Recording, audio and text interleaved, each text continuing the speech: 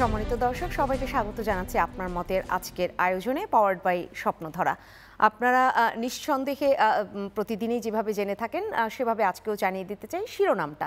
আসলে বলতেই হয় যে ঐক্য ছাড়া কি সংস্কার সম্ভব, একটা প্রশ্ন ওঠে। আবার যদি ঐক্য ছাড়া সংস্কার সম্ভব না হয়, কিছু গুরুত্বপূর্ণ সংস্কার ছাড়া কি সুষ্ঠু গ্রহণযোগ্য নির্বাচন সম্ভব, সেটাও যদি সম্ভব না হয়, তাহলে ঐক্য, সংস্কার, নির্বাচন এই শব্দগুলো কেন মুখোমুখি দাঁড় করানো হচ্ছে? দাঁড় কি সত্যিকার অর্থেই করানো হচ্ছে, না কোথাও একটা গুলিয়ে যাচ্ছে? সেই আলোচনাটাই করতে চাচ্ছি আজকের আপনার মতের আয়োজনে। আপনারা তো রয়েছেন আমাদের সাথে, আমি ফেরদৌস আহমেদ থাকবো আপনাদের সাথে এই আলোচনার পুরোটা সময় জুড়ে, এবং আরও যাদেরকে পেয়েছি আপনাদের সাথে আলাপ করিয়ে দিব। আমাদের মাঝে আজ উপস্থিত হয়েছেন সাবেক সংসদ সদস্য ও বিএনপি চেয়ারপারসনের উপদেষ্টা মোহাম্মদ হারুনুর রশিদ, এবং সর্বডানে উপস্থিত হয়েছেন বাংলাদেশ জাসদের সাধারণ সম্পাদক নাজমুল হক প্রধান। আপনাদের দুজনকে স্বাগত জানাচ্ছি আজকের আয়োজনে। মোহাম্মদ হারুনুর রশিদ, আপনাকে দিয়ে আমি শুরুটা করতে চাচ্ছি। সত্যিকার অর্থেই এই তিনটি শব্দ, ঐক্য, সংস্কার, নির্বাচন, এত মুখোমুখি দাঁড় করানো হলো কি না, নাকি কোথাও একটা গুলিয়ে যাচ্ছে? সব জায়গায় কেন এত ছন্দপতন মনে হচ্ছে?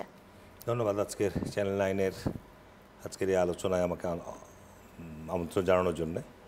এখানে সহ আলোচক নাজমুল হক প্রধান এবং চ্যানেল 9-এর দেশ বিদেশের সকল দর্শককে শুভেচ্ছা।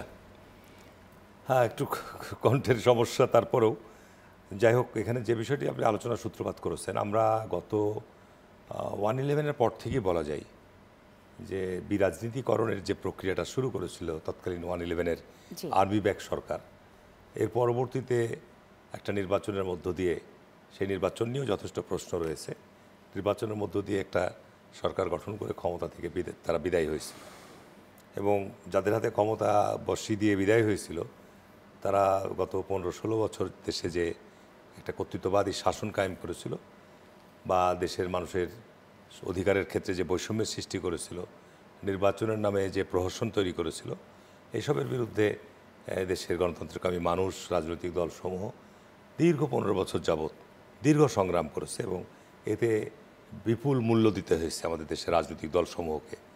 গুমের শিকার হতে হয়েছে, বিচারপতি হত্যাকাণ্ডের শিকার হয়েছে, হাজার হাজার মামলার শিকার হতে হয়েছে। এরপরে আমাদের গত 24-এ 5ই আগস্ট, জুলাই এবং আগস্টের একটা রক্তপাতের মধ্য দিয়ে, একটা গণঅভ্যুত্থানের মধ্য দিয়ে আমি মনে করি যে বিজয়টা আমাদের সূচিত হয়েছে, এবং যারা ফ্যাসিবাদ কায়েম করেছিল, কর্তৃত্ববাদী শাসন কায়েম করেছিল, তারা পরাজিত হয়েছে এবং তারা দেশ ছেড়ে পালিয়ে গেছে। এই দেশ ছেড়ে পালিয়ে যাওয়া বা পরাজিত হওয়ার মধ্য দিয়েই কিন্তু একটা আমাদের বিজয় অর্জিত হয়েছে, এবং ওই সময়ে আমরা যারা ঐক্যবদ্ধভাবে, যুগোৎপদভাবে যে সংগ্রামটা করেছি, সর্বশেষে দেশের ছাত্র তরুণ সমাজ তারা কোটা বিরোধী আন্দোলনকে কেন্দ্র করেই সংগঠিত হয়ে বৈষম্য বিরোধী আন্দোলনের নেতৃত্ব দিয়ে ব্যাপক রক্তপাতের মধ্য দিয়ে তারাও এই ক্ষেত্রে একটা গুরুত্বপূর্ণ ভূমিকা রাখছে। কিন্তু এর পরবর্তীতে আমরা কেন জানি এটা ছন্দপতন হলো, এর পরবর্তীতে আমাদের মধ্যে একটা অস্থিরতা, একটা উত্তেজনা, আমাদের মধ্যে একটা ক্ষমতার লড়াই, যে আগামীতে কে আমরা ক্ষমতায় যাব, এই সমস্ত কেন্দ্র করে একটা অসহিষ্ণু পরিবেশ ইতিমধ্যে কিন্তু কিছুটা তৈরি হয়েছে। এটা ভুলে গেলে চলবে না যে আমাদের জাতীয় ঐক্য যে বিষয়গুলো নিয়ে আমাদের ছিল, সেগুলো নিয়ে যদি আমাদের বিভ্রান্তি, বিভেদ তৈরি হয়, এর ফলশ্রুতিতে কিন্তু আবার সেই ফ্যাসিবাদী শাসক গোষ্ঠীরাই কিন্তু মাথা ছেড়ে দিয়ে উঠতে পারে। কারণ তাদের পিছনে বৃহৎ পার্শ্ববর্তী বৃহত্তম শক্তি রাষ্ট্র রয়েছে, তাদের হাতে বিপুল পরিমাণ অবৈধ অর্থ রয়েছে। সুতরাং তারা যে কোনো সময় দেশে অস্থিতিশীল পরিবেশ, যে কোনো সময় দেশে একটা অরাজক পরিস্থিতি তৈরি করার প্রচেষ্টার সুযোগ যেন না পায়, এই ক্ষেত্রে অবশ্যই আমি মনে করি যে আমাদের একটা জাতীয় ঐক্য ধরে রাখা প্রয়োজন। এখন আপনার এখানে সংস্কার না নির্বাচন, এটা নিয়ে আজকে অন্তর্বর্তীকালীন সরকারের দেখেন মেয়াদ প্রায় 6 মাস মতো হতে চললো, কিন্তু 6 মাসের মধ্যে আমাদের অর্জনগুলো কি? সংস্কারের কথা বলছেন, সংস্কারের মধ্যে বেশ কিছু কমিশন আপনার সংস্কারের তাদের কমিশনের রিপোর্ট জমা দিয়েছে। এই রিপোর্ট জমা দেওয়াকে কেন্দ্র করেও কিন্তু নির্বাচন কমিশন, প্রশাসনিক সংস্কার, এই বিষয়গুলো নিয়ে একটা প্রতিক্রিয়া এসছে। সেখানে নির্বাচন কমিশন বলছে যে সংস্কারের ক্ষেত্রে যে প্রস্তাবগুলো করা হয়েছে নির্বাচন কমিশনকে আরও দুর্বল করবে, সুতরাং এই সংস্কারের ব্যাপারে তাদের আপত্তি আছে। প্রশাসনের ক্ষেত্রে যে সংস্কারের রিপোর্ট দেওয়া হয়েছে, প্রশাসনিক অ্যাডমিন ক্যাডারের ব্যক্তিরা, অন্যান্য ক্যাডারের ব্যক্তিরাও কিন্তু এটা নিয়ে ব্যাপক আপত্তি করেছে, এবং তারা রীতিমতো এটার ক্ষেত্রে শোডাউনও করেছে। তো যাই হোক, আসলে দেখেন, আমি মানে বিএনপির একজন সদস্য হিসেবে বলছি যে বাংলাদেশে বিএনপি জন্মলাভের পর ক্রান্তিকালে বিএনপি কিন্তু সবসময় একটা গুরুত্বপূর্ণ ভূমিকা রাখছে এবং বাংলাদেশের যে রাজনীতিতে সংস্কার, এটা বিএনপির হাত দিয়ে হয়েছে। আপনি 7ই নভেম্বরে সিপাহী জনতার বিপ্লবের মধ্য দিয়ে জিয়া রহমান ক্ষমতায় আসার পর বাংলাদেশে একদলীয় শাসন কায়েম হয়েছিল। চতুর্থ সংশোধনীর মাধ্যমে সংবিধানের বাংলাদেশের সমস্ত রাজনৈতিক দল বন্ধ করে দেওয়া হয়েছিল, পত্রপত্রিকার স্বাধীনতা কেড়ে নেওয়া হয়েছিল, বিচার বিভাগের স্বাধীনতা কেড়ে নেওয়া হয়েছিল। তো এই পরিবর্তনটা কিন্তু বিএনপি জন্মলাভের পর বিএনপির হাত দিয়ে হয়েছে। পরবর্তীতে আপনার জেনারেল এরশাদ ক্ষমতা দখল করার পর আবার আমরা 90-এর ক্ষমতার আপনার পট পরিবর্তনের পর আবার আমরা সংবিধানের সংস্কার নিয়ে এসেছি, আমরা সংসদীয় গণতন্ত্র ফিরিয়ে নিয়ে এসেছি। এরপরে আমরা বারবার হোঁচট খাচ্ছি। সুতরাং অ্যাকচুয়ালি সংস্কার কিন্তু এটা চলমান প্রক্রিয়া। সংস্কারের সময়সীমা নির্ধারণ করে দিয়ে এটা সম্ভব নয়। আর আজকে যে সংস্কারের রিপোর্টগুলো জমা দিচ্ছেন সেগুলোর ক্ষেত্রে যে সকল ঐক্যমত হবে এটা কেউ গ্যারান্টি দিতে পারবে না। তা আমি মনে করি যে এখন যে সারা সমাজে যে অস্থিরতা বিরাজ করছে, আপনি এখনই দেখেন কলেজের ছাত্ররা, বিশ্ববিদ্যালয়ের ছাত্ররা মুখোমুখি হয়ে গেছে, কলেজের ছাত্ররা দীর্ঘদিন যাবত আন্দোলন করছে। এই বিষয়গুলো নিয়ে সত্যিকার অর্থেই অন্তর্বর্তীকালীন সরকারের গভীরভাবে আলোচনা করে সিদ্ধান্ত নেওয়া দরকার, ছাত্রদের সাথে বসা দরকার ছিল, যে এই পর্যন্ত যাওয়ার সুযোগ দেওয়া দরকার ছিল না। আজকে ইবতেদায়ী মাদ্রাসা বলেন, বিভিন্ন সেক্টর আজকে অরাজকতা। অন্তর্বর্তী সরকার যদি আপনার এই মেসেজটা দেয় অন্তত পক্ষে যে আমরা স্বল্পকালীন সময়ে, আমরা 6 মাসের জন্য, 1 বছরের জন্য এসেছি, সুতরাং আমাদের দায়িত্ব এইটা, সুতরাং আপনারা ধৈর্য ধরেন, নির্বাচিত সরকার যখন আসবে এই বিষয়গুলোর ব্যাপারে আপনাদের সঙ্গে আলাপ আলোচনা করে সিদ্ধান্ত গ্রহণ করবে, সেটা হবে যথার্থ উপযুক্ত। সেটা না করে আপনার আজকের যে শিরোনাম এবং সেখান থেকে আপনার যে বক্তব্য, তাতে মোটামুটি আসলে এই শব্দগুলো এখন মুখোমুখি হয়ে গেছে, এটাই আপনি তুলে ধরলেন।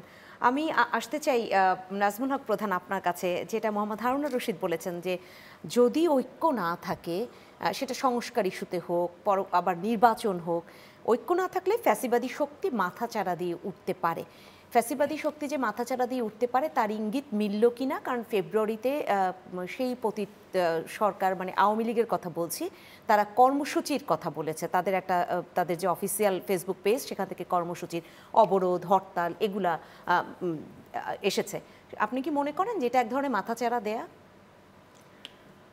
ধন্যবাদ আপনাকে। একটা বিষয় হচ্ছে যে উনি সবিস্তারে বলেছে প্রেক্ষিতটা, আমি প্রেক্ষিতটার খুব দ্বিমত করার কিছু নেই, মোটামুটি কাছাকাছি একই রকম কথা হবে, একটু দ্বিমত হইতেই পারে। সেটা হচ্ছে যে আমরা ভুলে যাচ্ছি যে এই বাংলাদেশটা 71 সালের মুক্তিযুদ্ধের মধ্য দিয়ে স্বাধীন হয়েছে। এখানে প্রচুর লোক এরকম এই ঘটনা তো বাংলাদেশে আর ভবিষ্যতে ঘটবে কিনা বলা মুশকিল। হ্যাঁ, এই যে জুলাই মাসে যে অভ্যুত্থান, সেই অভ্যুত্থানে কিন্তু প্রায় 2000-এর কাছাকাছি শহীদ হয়েছে, এটা সত্য। অসংখ্য 20,000-এর মতো লোক পঙ্গু হয়ে গেছে বা আহত হয়েছে। কিন্তু মুক্তিযুদ্ধর সঙ্গে এটার কম্পেয়ার করা যায় না। মুক্তিযুদ্ধই আমি বলছি, সেই মুক্তিযুদ্ধের মধ্যে দিয়ে যে দেশটা আসলো, সেই দেশে আমরা ক্ষমতা পরিবর্তনের ধারাটাকে সেটেল করতে পারলাম না, এটা আমাদের দুর্ভাগ্য। ধরেন যে আমরা যদি দেখি 47 সালের পরে পাকিস্তান পারে নাই, ইন্ডিয়া পারছে, ভারত পারছে, ওরা নির্বাচনের মধ্য দিয়ে সরকার পরিবর্তন ধারাটাকে বরঞ্চ ডে বাই ডে ডেভেলপ করছে। হ্যাঁ, সেই নির্বাচনী প্রক্রিয়ার মধ্যে ওখানে ধর্মান্ধ শক্তি ক্ষমতায় আসছে, দ্যাটস রাইট, কিন্তু বাট অপরাপর শক্তি যে তারা বৃহত্তর ঐক্য করে নির্বাচনের মধ্য দিয়ে ফাইট করার চেষ্টা করছে। আমাদের এখানটায় প্রেক্ষিত হচ্ছে যে এখানটায় 71 সালে জামাতে ইসলাম যে সংগঠনটা, সেই সংগঠনটা সরাসরি পাকিস্তানিদের সঙ্গে যুক্ত হয়ে রাজাকার আলবদর বাহিনী গঠন করে মুক্তিযুদ্ধের বিরোধী অবস্থানে ছিল পাকিস্তানের হানাদার বাহিনীর সঙ্গে, পাক সেনাদের সঙ্গে। ফলে সেই শক্তিটা ব্যান্ড ছিল, বা যাই হোক, তো সেই শক্তির রাজনীতিতে কীভাবে থাকবে না থাকবে বহু বিতর্ক হয়েছে। তারপরও একটা বিষয় 50 বছরে মোটামুটি সেটেল হয়ে গেছে, সবাই মেনে নিচ্ছে যে না, সেই ফোর্সটাকে রাজনৈতিকভাবে মোকাবেলা করতে, অন্যভাবে নয়, জোর জবরদস্তি করে নয়, সকাল বিকাল নাস্তা করে স্লোগান দিয়ে নয়। এই ধারাই কিন্তু বাংলাদেশে এইবার এই আন্দোলনটা, শেখ হাসিনা গভর্নমেন্ট যখন সামগ্রিক জনগণের আকাঙ্ক্ষা, ইচ্ছা এবং দলের ইচ্ছাও পদদলিত করে যখন ক্ষমতাটাকে পাকাপোক্ত করলো, অপোজিশনকে নিশ্চিহ্ন করে দেওয়ার মানসিকতায় লুটপাটটাকে, মানে কী বলবো, এটাকে এমন বিস্তৃত করলো যে উনি শুধু না, ওনার পিয়ন পর্যন্ত 500 টাকা নিয়ে চলে যায়। এই যখন অবস্থা, তখন ন্যাচারালি বাংলাদেশের মানুষের আবু সাইদের মতো বুক চিটে দাঁড়ানো ছাড়া আর কোনো বিকল্প ছিল না। এই আন্দোলনটা ডেফিনেটলি আমাদের ভবিষ্যৎ প্রজন্মের কাছে বা আমাদের যারা ছিল আমাদের সন্তানরা তারাই মেইন রোল প্লে করছে। আমরাও ছিলাম এই আন্দোলনে প্রথম থেকেই। এখন আসেন আপনি এই আন্দোলনটা শেষ হওয়ার পরে আমাদের জনগণের আকাঙ্ক্ষাটাকে, প্রথম আকাঙ্ক্ষা হচ্ছে আমি ভোটটা আমি যাকে ইচ্ছা তাকে দেব, ভোটে যে ইচ্ছা যে মেজরিটি সে পাওয়ারে আসবে। তো এই ব্যবস্থাটা করার জন্য এই সরকারের প্রাথমিক কাজটা হচ্ছে এটা করার জন্য কী কী করা দরকার। হ্যাঁ, এখানটা বাংলাদেশে লুটপাট হয়েছে, ব্যাংকগুলিকে খালি করা হয়েছে, গুম হয়েছে, হত্যাকাণ্ড হয়েছে, এবং বড় বড় রাষ্ট্রের কর্তা ব্যক্তিরা, শুধু রাজনীতিবিদ না, আরও যারা আছেন, এরা সবাই মিলে একটা বিশাল সিন্ডিকেট করে লুটপাট করছে। আজকে সালমান এফ বলেন, এসালাম বলেন, অথবা আপনি সরকারের মন্ত্রী পদমর্যাদার লোকদের বলেন, অথবা প্রধানমন্ত্রী নিজেই বলেন। তাহলে এই অবস্থা দাঁড়িয়ে আমরা এখানটায় আমাদের রাজনৈতিক শক্তিসমূহের সঙ্গে বর্তমান যে সরকার, এটা কোনো বিরোধ নাই, কিন্তু সরকারের পক্ষ থেকে যেহেতু সরকারি লোকরা উপদেষ্টা যারা হয়েছেন তারা রাজনীতিতে সরাসরি যুক্ত না, দলের সঙ্গে যুক্ত না, এবং আমার কাছে আরেকটা জিনিস মনে হয়েছে, সরকার যেটা হয়েছে সেই সরকারেরও নিজস্ব কোনো ট্রাস্ট যেহেতু নাই, ফলে রাজনৈতিক শক্তিসমূহ ওই যে হয় না যে যখন কিছু থাকে না তখন নিজেরা পায়ে পায়ে যুদ্ধ করতে হয়, মানে ঠ্যাঙ্গে ঠ্যাঙ্গে লাগানো আর কি। শেখ হাসিনা যেমন রাজনীতি করার লোক নাই, ভোট করার লোক নেই, আমি আড্ডামি ভোট করে ফেললেন, ঠিক এইরকম একটা প্রেক্ষিত তৈরি হয়েছে এখানে, যার কারণে ওই যে পলায়নকারী শক্তি যারা খুব চমৎকার করে দেশ থেকে পালিয়ে গেছেন, জ্ঞাতি গোষ্ঠী সহ, অর্থবিত্ত সহ, এই শক্তি এই ফাঁকে, এই ফোকরে এখানটায় নতুন করে ষড়যন্ত্রের জাল বিস্তার করছেন। আপনি দেখবেন আজকে নেই, হরতালটা উঠে গেছে, স্ট্রাইকটা উঠে গেছে, রেলওয়ে শ্রমিকরা একটা স্ট্রাইক ডাকলো উইদাউট প্রিয়র নোটিস। এটা হইতে পারে? পাবলিককে তো জানতে হবে 7 দিন আগে যে হ্যাঁ অমুক তারিখে হরতাল। পাবলিক পরিবার পরিজন নিয়ে স্টেশনে গেছে, গিয়ে ট্রেন নাই, টিকিট কেটে গেছে, ট্রেন নাই। এই যে অরাজকতা, আপনি দেখেন এখানটায় উনি ঠিক ইবতেদায়ী মাদ্রাসা, আপনি এই যে আপনার কিছুদিন আগে আনসার, আপনার ইভেন কি এই যে প্রশাসনের সেবা, মানে জনসেবা প্রশাসনের কর্তা ব্যক্তিরাও হ্যাঁ যে হল, আমি বলছি এইটা হলো কেন? এই ঘটনাটা তো হওয়ার কথা না। কারণ সরকারের দায়িত্বটা সরকারের কাজটা সরকার ঠিক লোকেট না করার কারণে, নির্দিষ্ট না করার কারণে সমস্ত পেশার লোক মনে করছে এটাই সময় আমাদের মুখ্যম সময়, এখনই দৌড়তে হবে সরকারকে।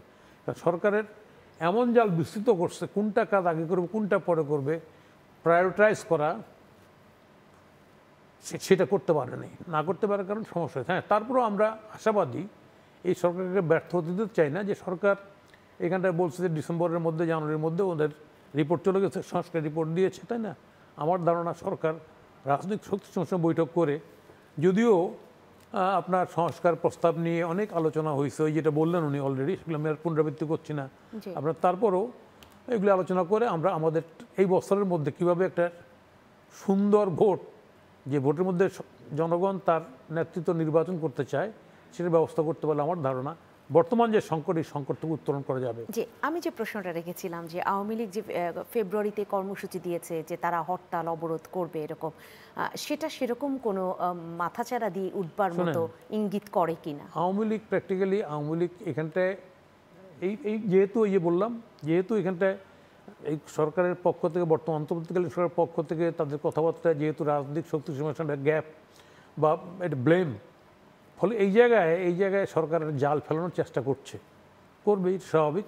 সরকারের কাছে টাকা আছে, পয়সা আছে, তাই না, মাসেল আছে, লোকগুলি তো সব পালিয়ে যায় না, আছে এখানটায়, করবে এটা। আমি মনে করতেছি এটা আসলে সরকারের বাগাড়ম্বর, কারণ সরকারের পক্ষ থেকে যে শক্তির মধ্যে খারাপ করার পর কোনো অনুশোচনা হয় না, তাই না, সেই শক্তি রাজনীতি করতে পারে না।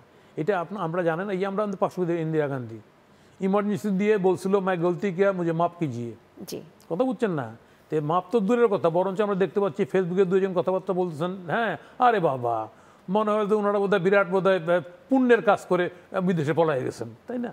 এই পুণ্যের কাজ করে বিদেশে পলাই গেছেন, এরা এসে বাংলাদেশ রাজনীতি করবে আর বাংলাদেশের লোক তাদেরকে চুমো দেবে গালে, এটা আমার কাছে মনে হয় না। আপনার কাছে এটা মনে হয় না? মোহাম্মদ হারুনুর রশিদ, আপনার কাছে আসি। ঐক্যের যে জায়গাটা, সেখানে বিশেষ করে এখন যদি বলি যে একদম ছাত্রদের যে বিভিন্ন দল, রাজনৈতিক দলের যে ছাত্র সংগঠনগুলো, বলা হয় যে ছাত্র দল, ছাত্র শিবির কিংবা বৈষম্য বিরোধী ছাত্র আন্দোলন, তারা নানান ইস্যুতে তাদের মধ্যে এক ধরনের বাকবিতণ্ডা হয় কিংবা বক্তব্য পাল্টা বক্তব্য আসে, তা নিয়ে রাজনীতির মাঠ গরম হয়। এবং আমরা তো পরবর্তীতে ঢাকা বিশ্ববিদ্যালয় বা সেটা একটা অন্য ইস্যুতে আমরা একদম তাদেরকে সংঘর্ষের ঘটনাও দেখেছি, তারা মুখোমুখি হয়েছে। এই জায়গাগুলোতে কি মনে হয় যে অনেক বেশি ঐক্যের ফাটলটা দৃশ্যমান হচ্ছে, যেহেতু গণ অভ্যুত্থানের নেতৃত্বে ছাত্ররা ছিল? না, এখানে বিষয়টা হচ্ছে যে আপনার আমি সেভাবে বলবো না। ছাত্ররা বাংলাদেশের গত 50 বছরে বা পাকিস্তান আমল থেকেই এদেশের প্রেক্ষাপট পরিবর্তনের ক্ষেত্রে ছাত্রদের একটা বিরাট অবদান আছে। নিঃসন্দেহে। 71-এর মুক্তিযুদ্ধই বলেন, এদেশের গণতন্ত্র প্রতিষ্ঠার আন্দোলনই বলেন, এদেশের কর্তৃত্ববাদী শাসনের অবসান কি বলেন, বা মুক্তিযুদ্ধ চেতনা বিরোধী শক্তির বিরুদ্ধে সোচ্চার ভূমিকায় বলেন, এদেশের ছাত্র সমাজের নিঃসন্দেহে একটা গৌরব উজ্জ্বল ভূমিকা আছে। এবং ছাত্র সমাজের সাথে এখনও কোনো বিরোধ নেই। ছাত্র সমাজের যে চিন্তা ভাবনা বা তাদের যে আকাঙ্ক্ষা বা প্রত্যাশা করছে, সেটার সাথে আমাদের বড় আকারের কোনো বিরোধ নেই। তারা এক ধরনের চিন্তাভাবনা করছে বা তারা এক ধরনের কথা বলছে, কিন্তু সেটা যৌক্তিক কতখানি, সেটা রাজনৈতিক দলগুলোর এই জায়গা থেকে তাদের চিন্তাভাবনা কি, সেটা রাজনৈতিক দলগুলো তাদের বক্তব্য বহিঃপ্রকাশ ঘটাচ্ছে। যেমন আমি আপনার একটা কথা বলতে চাচ্ছি যে ইদানিং কিছুদিন হলো যে আপনার অন্তর্বর্তীকালীন সরকারের উপদেষ্টাদের মধ্যেও কেউ কেউ আপনার এই রাজনৈতিক কর্মকাণ্ডের সাথে অন্তর্ভুক্ত হতে চাচ্ছে, যেটার কারণে আমাদের মহাসচিব কিন্তু একটা স্টেটমেন্ট করেছে। স্টেটমেন্ট করার ফলশ্রুতিতে এটা আবার পাল্টা রিয়াকশান ব্যক্ত হয়েছে। তো সুতরাং আমরা তো এই 5ই আগস্টের যে পরিবর্তনটা এসছে, অতীতের সকল পরিবর্তনের সাথে এই পরিবর্তনের কিন্তু মিল খুঁজে পাবেন না। এইখানে কোনো বিদেশি শক্তি ছিল না, এখানে অ্যাবসলিউটলি আমাদের দেশের ছাত্র জনতার সম্মিলিত শক্তির মধ্য দিয়েই এই ফ্যাসিবাদী শাসকদেরকে, এত বড় দানবকে আমরা উৎখাত করেছি। সুতরাং এইখানে পরবর্তীতে এখন যে আকাঙ্ক্ষাটা দাঁড়িয়েছে যে এইখানে আপনার ক্ষমতায়, আমি যা আগেও বলেছি যে ক্ষমতায় কে যাবে, অপোজিশনে কে আসবে, এই সমস্ত নিয়ে আমাদের মধ্যে একটা অস্থিরতা বিরাজ করছে। সুতরাং অন্তর্বর্তী সরকার, আমাদের নাজমুল হক প্রধান যথার্থই বলেছে যে অন্তর্বর্তী সরকারের প্রধান কাজটা কি, আমার ভিশনটা কি, আমার লক্ষ্যটা কি, এইটা আমাকে তো প্রথমেই আপনাকে স্থির করতে হবে। আপনি গুলিয়ে ফেলছেন সমস্ত কিছুর সাথে। আমরা গত 15 বছর যাবৎ বাংলাদেশের মানুষ একটা গণতান্ত্রিক শাসন কাঠামোর জন্য লড়াই করেছে এবং সেটা চূড়ান্ত রূপ লাভ করেছে আগস্টে। এখন এখানে ছাত্ররা বলতে পারে যে আমরা আপনার এই শুধু নির্বাচনের জন্য রক্ত দেই নাই, বলার তাদের অধিকার আছে, বলতে পারে, অসুবিধার কিছু নাই। কিন্তু বাস্তবতা হচ্ছে যে দেশের ছাত্র জনতা একত্রিত যে মুভমেন্টে গিয়েছে, তাদের যে প্রাণহানি ঘটেছে, এইখানে তো একদিনেই, এক মাসে তো এই ঘটনা ঘটেনি। দীর্ঘদিনের বঞ্চনা, দীর্ঘদিনের বৈষম্য, দীর্ঘদিনের অন্যায় অত্যাচারের বহিঃপ্রকাশটা ঘটেছে, বিস্ফোরণ ঘটেছে আপনার এই জুলাই আগস্ট মাসে। এখন আপনার অন্তর্বর্তী সরকারের প্রধান দায়িত্ব এবং কর্তব্য হচ্ছে যে একটা রাষ্ট্রকে একটা গণতান্ত্রিক ধারায় নিয়ে যাওয়া। আমাদের দেশের আপনার গত 50 বছর সত্যিকার অর্থে আমাদের নিজেদের মধ্যে বিশ্বাস অবিশ্বাসের একটা ব্যাপার আছে। আমরা সরকারি দল, বিরোধী দল কেউ কাউকে বিশ্বাস করতে পারেনি, যে কারণে সংকট তৈরি হয়েছে। এখন বর্তমান সময় দেখা যাচ্ছে যে আমাদের রাজনৈতিক দলগুলোর মধ্যে বিশ্বাস অবিশ্বাসের একটা দানা বেঁধে উঠছে। এইটা যত বিলম্ব হবে তত সংকট বাড়বে।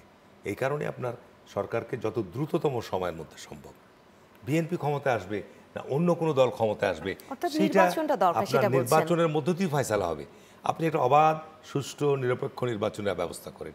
সরকারে আপনারা আছেন, বরাবরই আমরা সরকারে থাকলে নির্বাচন নিয়ে প্রশ্ন আসে, সরকার নির্বাচনের ক্ষেত্রে একটা পার্ট হয়ে যায়, সরকার একটা নিরপেক্ষ ভূমিকা রাখার ক্ষেত্রে আমরা অন্তরায় হয়ে যাই।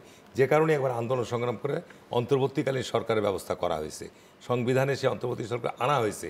কারণ যে অতীতে দেখা গেছে যে বিএনপি থাকুক, আওয়ামী লীগ থাকুক, জাতীয় পার্টি থাকুক, ক্ষমতায় যারা থেকেছে তাদের অধীনে নির্বাচনের ব্যাপার নিয়ে আপনার প্রশ্ন এসছে। যে কারণে আমরা মনে করছি যে এই বর্তমান অন্তর্বর্তীকালীন সরকার একটা নিরপেক্ষভাবে, একটা প্রশাসনিক নিরপেক্ষতার মধ্য দিয়ে, একটা অবাধ সুষ্ঠু নিরপেক্ষ নির্বাচনের মধ্য দিয়ে একটা গণতান্ত্রিক রোড ম্যাপের মধ্যে দেশ আসুক। তারপরে আপনার আমাদের যে সংকট আসলে নির্বাচন হয়ে গেলে অবশ্যই এটা সব সমস্যার সমাধান হবে না।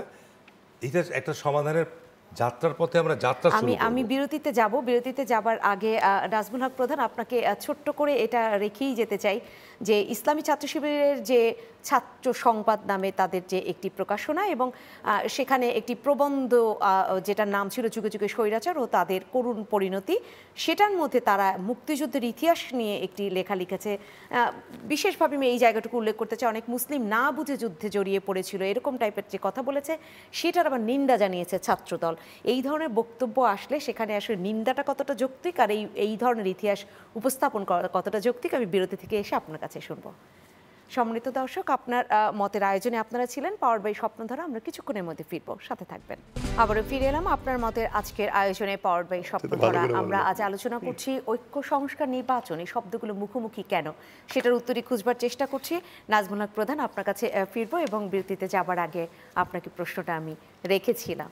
আপনার এই প্রশ্নের উত্তরে আমার গ্রামীণ একটা প্রবাদ মনে পড়ে গেল। এটা ছোটোর থেকেই শোনা, এটা আমার দ্বারা সারা দেশেই এক একটা ভাষায় আছে আর কি। এটা সেটা হচ্ছে যে জাত ছাড়ে না জাতের পানি, হলদি না ছাড়ে রং, স্বাদ ধোয়া দিলে সুটকি, তাও ছাড়ে না মানে গন্ধ আর কি। হ্যাঁ, মানে জাত তো জাতের পানি ছাড়বে না, এটাই প্রমাণ হলো মানে এই যে ধরেন 1971 সেপ্টেম্বর মাসে অধ্যাপক গোলাম আজম সাহেব মরহুম, উনি মারা গেছেন, উনি বলেছিলেন যে পাকিস্তান সেনা এবং জামাত ইসলাম একমাত্র দেশপ্রেমিক শক্তি।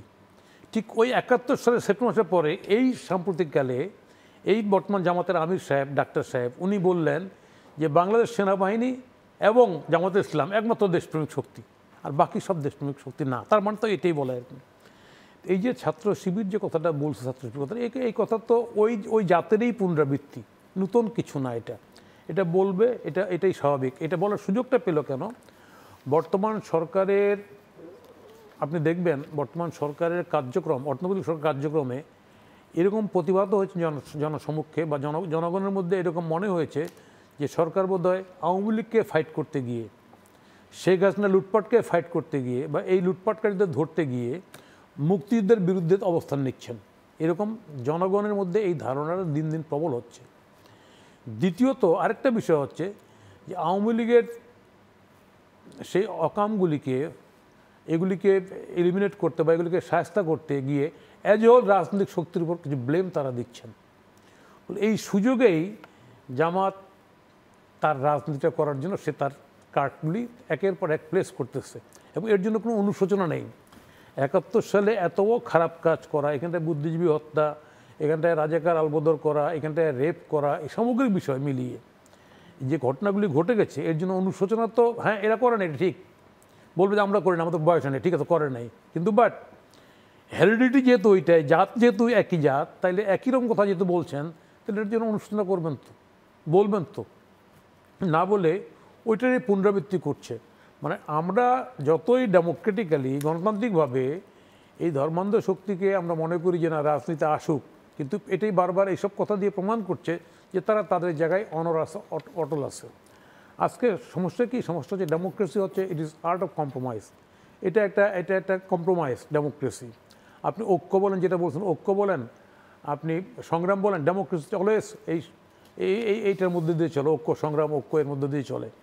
অভ্যুত্থান সেটা ভিন্ন জিনিস। আজকের প্রেক্ষিতে বর্তমান প্রেক্ষাপটে অভ্যুত্থান বা বিপ্লব, গুণগত আমূল পরিবর্তন বা অভ্যুত্থানের মধ্যে পরিবর্তনের পরে সরকার ব্যবস্থার পরিবর্তন, রাজনীতির পরিবর্তন, রাষ্ট্র ব্যবস্থার পরিবর্তন, এগুলি সবসময় হয় এবং পুরোটাই থাকে না। আপনি দেখেন না এবার মানে শেখ হাসিনা ভোট করতে গিয়ে মানে এক একটা ফর্মে কারচুপিগুলি, বদমাশিগুলি করছে। মানে আমি যদি বলি আর কি, পুরোটাই একবার করেননি, একবার এক এক রকম করছে। আজকে সেই জায়গায় দাঁড়িয়ে আমরা যখন সবাই এই জাতিটার 50-53 বছর পার হচ্ছে বোধ হয়, তাহলে আমাদের এই জায়গায় দাঁড়িয়ে আমি সবাইকে বলবো আমরা বি লজিক্যাল হই এবং আমরা আমাদের সমস্যার সংকটটা নিরসন, আমরা যদি নিজেরাই বাস্তব উদ্যোগ গ্রহণ করি তাহলে ভালো। আর যদি মনে করি না নিজেরাই লড়াই করবো, তাই না, তার লড়াই করার পরে এদেশের সোভারেনিটি বলেন, এদের সার্বভৌমত্ব বলেন, এদেশের আরও যে বিষয়গুলি আছে এটা কতটুকু আমরা ঠিক রাখতে পারবো, উই আর ইন ডাউট। আমি একটা কথা বলি, আজকে অনেকে বড় বড় কথা, আন্দোলনের শক্তি বাইরে যারা আছেন, যারা বুদ্ধিজীবী মতো কথা বলেন বা দেশে আছেন, যে কেন শহীদ মিনারের শপথ হলো না, শহীদ মিনারের শপথ লক্ষ লক্ষ লোকের মধ্যে শপথ হলো না, কেন পুরনো জায়গায় যেতে হলো? মানে অভ্যুত্থানের বিপ্লব, হ্যাঁ বিপ্লব যদি হতো, 71 সালে যেটা হয়েছে সরকার ছিল না, তারপর একটা প্রভিশনারি গভর্নমেন্ট করতে হয়েছে, অন্তর্বর্তীকালীন সরকারটা করতে হয়েছে, ইন্ডিয়ায় গিয়ে, তাই না? সেটা হ্যাঁ আমাদের সে আম্রবাগানে এসে করছে আপনার, তাহলে একটা আপনার তো একটা কাঠামোর আধার লাগতো, যে আধারের মাধ্যমে আপনি বাকি কাজগুলি সম্পন্ন করবেন। আজকে এখানটায় সমস্ত দেশের জনগণ সরকারকে সেই সুযোগটা দিয়েছে। সরকার সেখানটায়, সরকারের কর্তা ব্যক্তি যারা হয়েছেন আন্দোলনকারী শক্তির মধ্য থেকে এবং বাইরের থেকে, এরা যেহেতু রাজনীতিতে সরাসরি যেহেতু ওইরকম দলের অন্তর্ভুক্ত ছিলেন না, ফলে আমি আবারও বলবো এই টার্গেট ঠিক অ্যাচিভ করার মতো কাজ আপনি আগের বক্তব্য সেটা বলেছেন যে আসলে ওই জায়গায় দাঁড়িয়ে এই জামাতের এরা এইরকম অনেক রকম কথা বলে জনগণকে বিভ্রান্ত করতে চাচ্ছে। আমি এই জায়গাটায় মোহাম্মদ হারুন রশিদ আপনাকে একটু শুনে নিতে চাই এই প্রসঙ্গে। আপনার বিষয়টা অত্যন্ত গুরুত্বপূর্ণ এই সময়ে, বিশেষ করে যেহেতু এটা গণমাধ্যমে এসেছে। মুক্তিযুদ্ধকে যদি কেউ বিতর্কিত করতে চায়, আমাদের যেটা বাংলাদেশের মানচিত্র এবং পতাকা সৃষ্টি হয়েছে, এই স্বাধীন সার্বভৌম দেশে আমরা যারা আজকে এতগুলো মিডিয়া তৈরি হয়েছে, আজকে রাষ্ট্রীয় ক্ষমতায় আমরা এমপি হচ্ছি, মন্ত্রী হচ্ছি, রাষ্ট্র পরিচালনা করছি, এটা খুব বেদনাদায়ক, খুব কষ্টের। সুতরাং আমি মনে করি এদের বিচার হওয়া দরকার। এই ধরনের যারা কথা বলছে, মুক্তিযুদ্ধের সময় একটা অংশ বিরোধিতা করেছে, তারা কারা এটা জাতি জানে। তারা যেটা ওনাদের বক্তব্যের মধ্যে আছে সেটা সঠিক এই কারণে যে একমাত্র জামাত ইসলাম বা কতিপয় ওই সময় ইসলামিক দলগুলো এটা বিপক্ষ অবস্থান ছিল। তো সেটাকে কেন্দ্র করে বাংলাদেশের শতকরা 90% মুসলমানকে তো ব্র্যাকেটবন্দি করা মোটেও ঠিক নয়। দ্বিতীয়ত হচ্ছে যারা কথায় আছেন, আমরা বলি না যে কয়লা ধুলে ময়লা যায় না, আর আপনার স্বভাব যায় না মরলে এই লজ্জা না ধুলেটা আমাদের গ্রামে একটা প্রবাদ আছে। তো এখন জামাত ইসলামের অঙ্গ সংগঠন ছাত্র শিবির তাদের প্রকাশনায় এই ধরনের মন্তব্য করেছে। আমি মনে করি যে এই সময় নতুন প্রজন্ম, ছাত্র প্রজন্ম এটিকে কোনোভাবেই কেউ গ্রহণ করবে না, এবং তাদের উচিত হবে তাদের এই জায়গা থেকে জাতির কাছে ক্ষমা চেয়ে এই জায়গাটি প্রত্যাহার করে নেওয়া। এটি হবে সঠিক পথ। তার কারণ মুক্তিযুদ্ধের এই বিষয়গুলোকে নিয়ে যত আপনি বিতর্কিত করবেন, জনগণের কাছ থেকে তত বিচ্ছিন্নতা আপনাদের বাড়বে। আর সর্বশেষ আমি যেটা বলতে চাচ্ছি, আপনি এর আগে একটা প্রশ্ন করেছিলেন যে আগামী ফেব্রুয়ারি মাসে আওয়ামী লীগের ফেসবুক পেজে আপনার ওরা কি করবে না করবে এই ধরনের। আমি শুধু এটুকুই বলছি, এই সমস্ত গুজব লীগে পরিণত হয়েছে। আওয়ামী লীগ যে অপরাধ করেছে গত 15 বছর এবং সর্বশেষ পালানোর পূর্বে এই মুহূর্তে বাংলাদেশে জনগণের সামনে রাস্তায় নামা তো দূরের কথা, মুখোমুখি হতে হওয়ার মতো সাহস আমি ছোট ছোট অনেকগুলো প্রসঙ্গে আপনাদের দুজনের বক্তব্যই একটু শুনে নিতে চাই বা আমাদের সাধারণ দর্শকদের উদ্দেশ্যে, কারণ তাহলে হয়তো ঐক্য সংস্কার নির্বাচন মুখোমুখি কিনা স্পষ্ট হবে। অন্তর্বর্তী সরকারের একজন উপদেষ্টা, আমি নাজমুল হক প্রধান, আপনার কাছে আগে শুনি। তিনি বলেছেন বাংলাদেশপন্থীরাই শুধু দেশে এখন রাজনীতি করতে পারবে, তারা রাজনীতির মাঠে থাকবে। বাংলাদেশে এখন যারা রাজনীতি করছেন তারা সবাই বাংলাদেশপন্থী কিনা, আর বাংলাদেশপন্থী সংজ্ঞাটাও একটু নিঃসন্দেহে বলবেন। বিষয়টা হচ্ছে কি, এগুলো কনফিউজিং করা। বিষয়টা হচ্ছে যে এখানটা লড়াইটা হচ্ছিল ডেমোক্রেসি। শেখ হাসিনার গভর্নমেন্ট মুক্তিযুদ্ধটাকে ঢাল হিসেবে ব্যবহার করে, এই ব্যবহার করে লুটপাট, খুন, ধর্ষণ, গুম সব কিছুই করছে। ফলে এই মুক্তিযুদ্ধের প্রশ্নটার বিরুদ্ধে দাঁড়িয়ে এখানটা আমরা একটা ডেমোক্রেসি ফাইট করলাম। তাহলে মূলত বাংলাদেশে আমরা গণতান্ত্রিকভাবে সবাই বসবাস করতে চাই, সবার রাজনৈতিক অধিকারটাও নিশ্চিত করতে চাই। সেই গণতান্ত্রিক রাজনৈতিক অধিকারে কেউ কোনো পার্টি, ইভেন জামাতও যদি ক্ষমতায় আসে, আমার তো না বলার কিছু নেই। এই জায়গাটায় এই জায়গাটায় বিতর্কটা না রেখে কেন বাংলাদেশি না কেন এটা করা হচ্ছে আমি ঠিক বুঝতে পারছি না। এক, দ্বিতীয় কথা হচ্ছে, এখানে আপনি দেখবেন এই বর্তমান সরকারের যে ভুলগুলি যেগুলি করলো উপদেষ্টারা নতুনরা, এরা কিন্তু প্র্যাকটিক্যালি মানে ওই যে বললাম আওয়ামী লীগকে ফাইট করতে গিয়েই এরা কিন্তু মুক্তিযুদ্ধটাকে বিতর্কিত করছে। ওই সুযোগটাই পাচ্ছে জামাতের মতো যারা মুক্তিযুদ্ধ বিরোধী শক্তি, যাদেরকে আমরা বলি। আমি বাংলাদেশ বিরোধী শক্তি বলছি না, এরা মুক্তিযুদ্ধ বিরোধী শক্তি। আজকের বর্তমান প্রেক্ষাপটে আমি সেই শক্তিকেও রাজনীতি করার সুযোগ দিতে চাই ডেমোক্রেটিক্যালি, নট বাই কী বলে যে ব্যান্ড, যে আমি ব্যান্ড করে দিলাম তোমার এই তা না। হ্যাঁ, ডেমোক্রেটিক্যালি আসো, জনগণ যদি গ্রহণ করে তোমার প্রস্তাব প্রেমিস, তাই না, ও নো ওয়েলকাম। আজকে বাংলাদেশের বর্তমান সময় আমরা দেখতে পাচ্ছি বিগত সময় থেকে, এখানটা আমি আবারও বলি, এখানটায় ভোটের মাধ্যমে ক্ষমতা নিশ্চিতকরণ বা ক্ষমতা পরিবর্তনের ধারাটা, এটাকে যদি আমরা এস্টাবলিশ না করতে পারি, তাহলে যত কথাই বলি না কেন, হ্যাঁ, আমি কোনো সংস্কারই টিকাতে পারবো না, টিকবে না, পারা যাবে না, সেটা স্পষ্ট করলেন মোহাম্মদ হারুন রশিদ। আপনাকে এখানে একটু শুনে নেই। এখানে ব্যাপার হচ্ছে যে বাংলাদেশপন্থী আর বাংলাদেশ বিরোধী, এই বাংলাদেশ বিরোধীরা তো সে দেশদ্রোহী হবে। সুতরাং উপদেষ্টা মণ্ডলী আমার মনে হয় যিনি বক্তব্যটা দিয়েছেন সেটাও হয়তো মিন করতে চেয়েছে বাংলাদেশ আওয়ামী লীগকে, যে তারা এখন বাংলাদেশ বিরোধী অবস্থান করছে, বাংলাদেশের স্বার্থ বিরোধী অবস্থান করছে, হয়তো সে মিন করতে চেয়েছে। কিন্তু আসলে এই ধরনের জায়গা থেকে এই ধরনের বক্তব্য না আসাটাই উচিত হবে, এই কারণে যে বাংলাদেশ, আমি একটু যুক্ত করি, সেখানে তো দিল্লিপন্থী বলাই হয়েছে, দিল্লিপন্থী তাদেরকে মিন করেছে, তাহলে বাংলাদেশপন্থীর মধ্যে কারা কারা আওয়ামী লীগ থাকছেন? নিজেরাই স্বীকার করেছে যে দিল্লি আছে তো আমরা আছি, দিল্লি নাই তো আমরা নাই। এটা যে তারা ভারতের একটা অনুগত দল, ভারতের আনুগত্য করার মধ্য দিয়ে তারা যে দীর্ঘদিন ক্ষমতায় ছিল, এটা তো পরিষ্কার।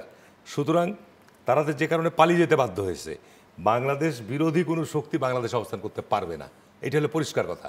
বাংলাদেশপন্থী আর বাংলাদেশ বিরোধী এই সংজ্ঞায়িত করে আমরা দেশের মানুষকে কোনো বিভক্তি করতে চাই না। আমার পরিষ্কার কথা যে বাংলাদেশ বিরোধী মানুষ মানেই সে রাষ্ট্রদ্রোহী, তাকে বাংলাদেশে থাকার অবস্থান, তার বিরুদ্ধে আইনানুগ ব্যবস্থা আমরা গ্রহণ করব, শাস্তির ব্যবস্থা। আমি আরেকটি প্রসঙ্গে যাই, সেটা হচ্ছে মোহাম্মদ হারুন রশিদ, আপনাকে আগে শুনে নেই। আরেকটি মোটামুটি বিতর্ক চলছে গণপরিষদ নির্বাচন আর জাতীয় সংসদ নির্বাচন, এই জায়গাটাও যে না আগে গণপরিষদ নির্বাচন হওয়া দরকার, এটা বলছে কেউ কেউ। গণপরিষদ মানে স্থানীয় পরিষদ না, স্থানীয় সরকার নির্বাচন না, গণপরিষদের যে নির্বাচন, সংবিধান পরিষদ, সেটা হওয়ার পরে সংবিধান সংশোধন করে দেন হচ্ছে সরকার নির্বাচন, আই মিন জাতীয় সংসদ নির্বাচন, এরকম যে বিতর্কটা রয়েছে, সেই বিতর্কের জায়গাটাও কি আসলে খুব বেশি এই মুহূর্তে কাম্য কিনা একদম সাধারণ মানুষের কাছে? এবং জানি না, আমি তো মনে হয় যে আজকে পদ্মার অন্তরাল থেকে অন্য কোনো শক্তি এটা ক্রীড়ানক হিসেবে কাজ করছে কিনা আমরা ভয় পাই। তার কারণ বাংলাদেশে গত 50 বছর যাবৎ আমাদের যে অভিজ্ঞতা, যে এখানে বরাবরই পিছনের শক্তি সবসময় একটা কাজ করেছে। তবে জুলাই আগস্টের মধ্যে যে পরিবর্তন এসছে, এখানে যদি অন্তর্বর্তীকালীন সরকার ওই সমস্ত জায়গায় পা রাখতে যায়, তাহলে কিন্তু একটা ভয়ানক খেলার দিকে অগ্রসর হবে। এতে আমি মনে করি বিপদ আরও বাড়বে। বাংলাদেশে এখন সর্বপ্রথম প্রয়োজন যে বাংলাদেশের জাতীয় সংসদ নির্বাচনের ব্যবস্থা করা। জাতীয় সংসদ নির্বাচনের মধ্য দিয়ে আমরা উচ্চকক্ষ, নিম্নকক্ষ, স্থানীয় সরকারগুলো নির্বাচন করা দরকার। দ্রুততম সময়ের মধ্যে একটা গণতান্ত্রিক জায়গায় দেশকে আগে নিয়ে যাওয়া দরকার। তাহলে পরে দেশের যে আজকে অরাজকতা চলছে, আইন প্রক্রিয়ার সংস্থা সঠিকভাবে কাজ করছে না, প্রশাসনের স্থবিরতা রয়েছে, বিভিন্ন সংস্থাগুলোতে স্থবিরতা রয়েছে, তারা সবাই কিন্তু অপেক্ষায় আছে যে কোন দিকে যাচ্ছে রাজনীতির ক্ষমতা, কোন দিকে বিকেন্দ্রীকরণ হচ্ছে। এই সমস্ত বিষয়গুলো কিন্তু যারা আজকে প্রশাসন সহ বিভিন্ন অঙ্গে কাজ করছে, তাদের জন্য কিন্তু এই মাইন্ডসেট একটা বিরাট গুরুত্বপূর্ণ বিষয়, যে কারণে আপনি নির্বাচন যত বিলম্ব করবেন তত সংকট আমাদের দেশে বাড়বে। আপনি জাতীয় সংসদ নির্বাচন আগে হওয়া দরকার, সেটা স্পষ্ট করলেন নাজমুল হক প্রধান। না, একটা বিষয় বলি, এখানটা দেখবেন কতগুলি কথা এখানে চলে আসছে। জামাতের শক্তিটা কোথায়? যে 72 সংবিধানকে, এইটাই সমস্ত স্বৈরাচারী কর্মকাণ্ডের ভিত্তি 72 সংবিধান। আমি একটা ছোট্ট কথা বলি, গোটা বিশ্বের মানুষ তো জানে, আমি জাস্ট উদাহরণ দিয়ে বলি, আমাদের সংবিধানটা কিন্তু সুপরিবর্তনীয়, মানে সংবিধানকে চেঞ্জ করা যায়, সংশোধনী করা যায়, রিজিট না, যে না পরিবর্তন করাই যাবে না। আমি বলি আমেরিকার যুক্তরাষ্ট্র গোটা বিশ্বের তো মডেল, তাই না? আমেরিকা ওয়াটারগেট কেলেঙ্কারি নিশ্চয়ই সবাই জানেন, নিক্সন কেলেঙ্কারিটা করছিল, ওইখানে সংবিধানে লেখা ছিল ওয়াটারগেট কেলেঙ্কারি করো। এই কারণে কি আমেরিকার ডিমান্ড হয়েছিল যে সংবিধান বাদ দিয়ে দাও? হয় নাই। তাহলে সংবিধান সংশোধন করা যায়, সংবিধান পরিবর্তন করা যায়। তাহলে আজকে এইখানটাই কথাটা আসছে কেন? এই কথাটার ফাঁকেই কিন্তু এই জায়গায় মূলত ওই যে সংবিধানটাকে 72-এর গুড়ায় দাও, এটা ফ্যাসিবাদী সংবিধান, মানে ইনডাইরেক্টলি মুক্তিযুদ্ধের যে আকাঙ্ক্ষা, যে অ্যাসপিরেশনটা, সেটাকে সরাই দিয়ে এখানটায় নতুন কনস্টিটিউশন অ্যাসেম্বলি, সংবিধান সভা করো বা ইলেকশন করো, এই কথাটা আসতেছে। এটা আসলে একটা ভুল, এবং এটা এই জায়গায় সন্দেহটা প্রবল হয়। জনগণও এই সন্দেহের মধ্যে আসে যে আসলে বর্তমান সরকারের মাঝে মধ্যে কী করতে চায়, উই আর নট ক্লিয়ার, পাবলিকও ক্লিয়ার না, আমরাও ক্লিয়ার না, আর কী করতে চায় ওনারা। আমি ছোট আরও উদাহরণ দিই, এখানটায় দিয়ে আসলে দিয়ে এটা গোটা পুরাই দেওয়া হবে, এখানে দিয়ে আসলে আপনি বন্ধ করে দেবেন নাকি, দিয়ে আসলে ব্যবহার করবো না, মানে কী ধরনের কথাবার্তা হচ্ছে আমি তো বুঝতেছি না এখানটায়। হ্যাঁ, আওয়ামী লীগ তার যে ফ্যাসিবাদী কাণ্ডের কারণে আওয়ামী লীগের বিচার টিচার এগুলো নিয়ে তো সবাই একমত, কেউ তো বাধা দিচ্ছে না যে না বিচার করা যাবে না, আওয়ামী লীগকে ভোট করতে দিবেন কি দিবেন না, বিচারের পরে কি দাঁড়াবে কি দাঁড়াবে না, এটা নির্বাচন কমিশনার ভালো কথা বলছে। এটা সেই প্রেক্ষিতে আপনি এখন এই কথাগুলি বলে মূলত এটা গিমিক তৈরি করে, এটা জটিলতা তৈরি করে মূলত আমাদের কাজটা পিছিয়ে যাচ্ছে। এবং সেই পিছিয়ে যাওয়ার কাজে ঘাপটি মেরে থাকা যে শক্তিটা আসলে মুক্তিযুদ্ধের, আমি এখন যদি বলি মুক্তিযুদ্ধের মধ্যে যারা মানে বিরাট অপরাধ যারা করছে সে অপরাধের শাস্তি পুরো পায় নাই। যদিও এখানটায় যে বিচারকাণ্ড হয়েছে না, এটা এটা এটা এটা অনেক পক্ষপাতমূলক আছে, অনেক এই বিচার কার্য নিয়ে অনেক কথা আছে। সেই জায়গায় এই শক্তি তৎপর হচ্ছে, এবং যার কারণে আজকে আমরা এইসব বিভিন্ন বিষয় দেখতেছি। এবং এরা এটা করার কারণে যে ঘটনাটা ঘটবে, সেটা ওই রাজনীতিটা সুযোগটা এই জায়গায় নেবে, পলায়নকারী শক্তি আবার মুক্তিদের পক্ষের বিপক্ষের জায়গায় রাজনীতিটাকে ঠেলে দিচ্ছে এরা। আমি এই জায়গায় না দাঁড়িয়ে বর্তমান সরকারকে আহ্বান করব, দ্রুত প্রয়োজনীয় সংস্কার যেটা দরকার, যেটা মির্জা ফখরুলও বলছেন, সংস্কারটা করে নির্বাচনের দিকে দেশটাকে পুশ করে দেওয়া। তাহলে সেই যদি ফ্যাসিবাদী শক্তি বা পলায়নকারী শক্তি সুযোগ নেয়, সেই সুযোগটা আসলে কারা বেশি করে দিচ্ছে, আর কাদের কি পদক্ষেপের কারণে সুযোগটারও বেশি পাচ্ছে, সেই আলোচনা নিয়ে ফিরবো। বিরতির সময় হয়েছে। সম্মানিত দর্শক, আপনার মত দেখছিলেন আপনারা পাওয়ার্ড বাই স্বপ্নধারা। আবারও ফিরবো আলোচনায়, সাথে থাকবেন। আবারও স্বাগত জানাচ্ছি আপনার মতের আজকের আয়োজনে পাওয়ার্ড বাই স্বপ্নধারা। আমরা আজ আলোচনা করছি ঐক্য, সংস্কার, নির্বাচন শব্দগুলো মুখোমুখি কেন, এই শব্দগুলো মুখোমুখি করবার আসলে কারণটা কি, করানো হচ্ছে নাকি একটা বোঝার কোথাও ভুল হচ্ছে। আমি মোহাম্মদ হারুনুর রশিদ আপনার কাছে আসি। কে কাকে সুযোগ করে দিচ্ছে, বিশেষ করে যেখানে নাজমুল হক প্রধান শেষ করেছেন যে অন্তর্বর্তী সরকার একদম তার কাজগুলোকে সুনির্দিষ্ট করছেন না বলে কি আসলে সুযোগ নিচ্ছে ফ্যাসিবাদী শক্তি, নাকি রাজনৈতিক, এইটুকু আমি জুড়ে দিচ্ছি, রাজনৈতিক শক্তিগুলো সহযোগিতা করছে না বলে যে অভিযোগটা রয়েছে সেই কারণে সুযোগ পাচ্ছে, কোনটা? না, এখানে আপনার অন্তর্বর্তীকালীন সরকারকে অবশ্যই রাজনৈতিক দলসমূহ সহযোগিতা দিচ্ছে। আমরা 5ই আগস্টের পরে যে সমস্ত রাজনৈতিক দল এই অন্তর্বর্তী সরকারের শপথ অনুষ্ঠানে উপস্থিত ছিলাম, এবং আমরা তখন থেকেই বলে আসছি যে আমরা তাদেরকে আন্তরিকভাবে সহযোগিতা দিতে চাই। কিন্তু এইখানে আপনার গত 5-6 মাসের মধ্যে অন্তর্বর্তী সরকারের বিভিন্ন কর্মকাণ্ডের ক্ষেত্রে, যেমন আমি আপনার সচিবালয়ে প্রায় যাই, এবং সচিবালয়ে গিয়ে আমার কাছে যেটা উপলব্ধি হয়েছে যে বর্তমানে একটা শক্তি, একটা দল, তারা অন্য একটা এর মধ্যে কাজ করছে। যেমন শিক্ষা মন্ত্রণালয়, স্বাস্থ্য, এই জায়গাগুলো মনে হচ্ছে যে সেইখানে আপনার যে বিগত সরকারের আমলে সবচেয়ে দুটো খাত ক্ষতিগ্রস্ত হয়েছে। এখানে যোগ্য উপযুক্ত লোকদেরকে সচিবালয়ের গুরুত্বপূর্ণ পদে পদায়ন করা দরকার, কিন্তু মনে হচ্ছে এখানে দখলবাজি চলছে। একটা বিশেষ রাজনৈতিক দল আজকে স্কুল কলেজগুলো দখল করছে, ম্যানেজিং কমিটির পদ, বিশ্ববিদ্যালয়গুলো দখল করছে। এখন এগুলো কিন্তু আমরা বৃহত্তম রাজনৈতিক দল হিসাবে আমাদের এদিকে কিন্তু অ্যাটেনশন নাই। এটা আমাদের দৃষ্টিভঙ্গি ছিল যে অন্তর্বর্তীকালীন সরকার এখানে গঠিত হয়েছে, এখানে উপদেষ্টা একজন দায়িত্বে রয়েছে, সচিবালয়ের কর্মকর্তা রয়েছে, তারা যোগ্যতম ব্যক্তিদেরকে সেখানে তাদের যাচাই বাছাই করেই সেখানে তাদেরকে নির্ধারণ করবে। কিন্তু দেখা যাচ্ছে এইসব ক্ষেত্রে ভয়ানক একটা অরাজকতা চলছে, ভয়ানক অরাজকতা চলছে। এই জন্যই তো আমরা বলছি নির্বাচনটা করা দরকার। আজকে যদি আপনি কোনো একটা শক্তি এইভাবে আপনি জোরপূর্বকভাবে সমস্ত জায়গায় দখল করেন, এটা নির্বাচিত সরকার আসলে তার তো একটা লক্ষ্য উদ্দেশ্য থাকবে, তখন কিন্তু এই জায়গাগুলো আপনার অবশ্যই পরিবর্তন হবে, অবশ্যই পরিবর্তন হবে। যেন আমার নির্বাচনী এলাকাও আমার জানা মতে বেশ কিছু কলেজে আপনার এই ধরনের দখল হয়ে গেছে।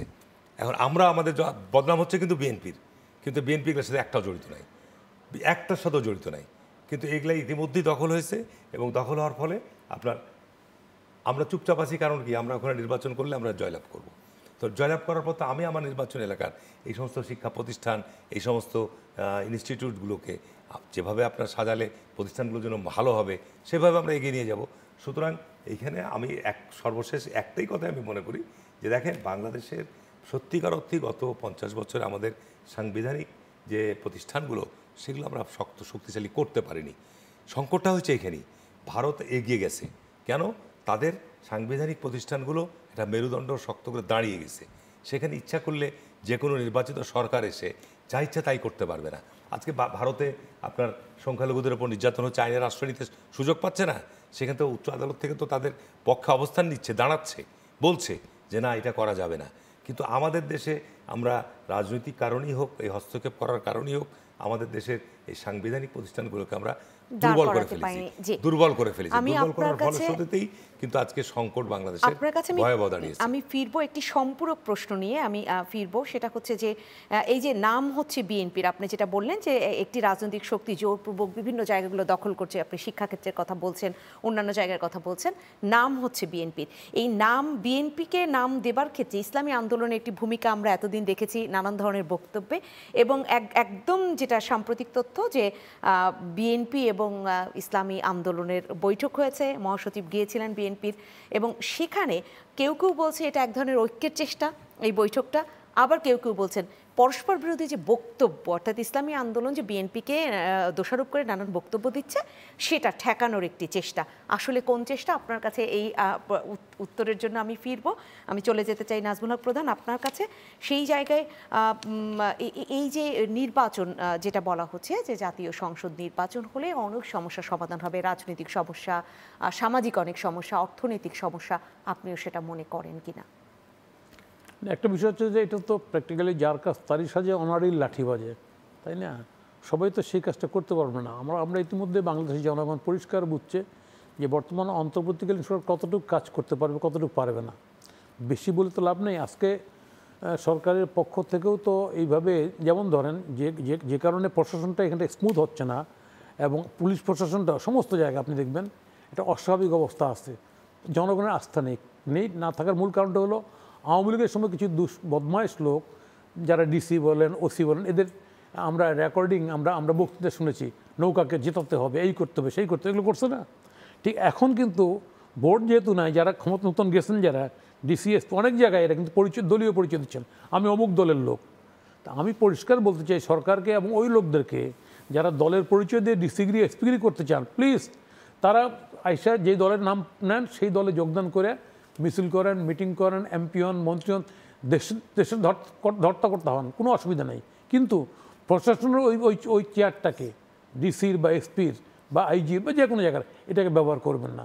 যদি ব্যবহার করেন তাহলে প্রশাসনটা তার ওই যে উনি যে বললো প্রাতিষ্ঠানিকভাবে প্রশাসনটা দাঁড় হতে পারবে না, যেটা শেখ হাসিনা যেটাকে ধ্বংস করে দিয়ে চলে গেছে।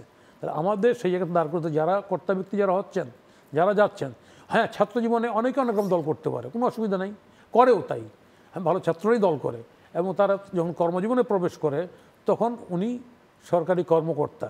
ডিসি আমলাতন্ত্র, ডিসি তো বলাই হয় যে ডিসি এটা হচ্ছে bridge between government and public, সরকার এবং জনগণের যে সেতু, সেটাই হচ্ছে ডিসি।